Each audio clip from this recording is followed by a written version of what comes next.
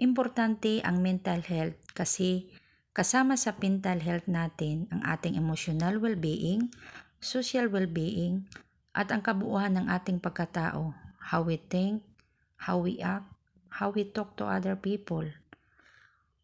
Yan ang mga sinasabi ng mga tao na hindi nakakaunawa dahil hindi biro ang magkaroon ng anxiety. Minsan, depressed ka?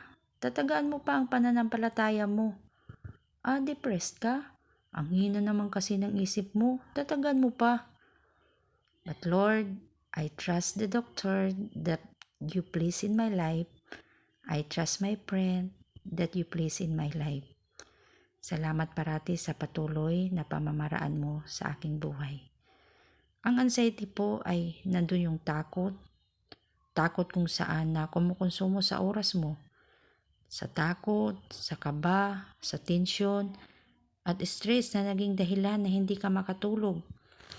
Dahil ninanakawan ka ng kapahingaan, ng kapayapaan, ng saya.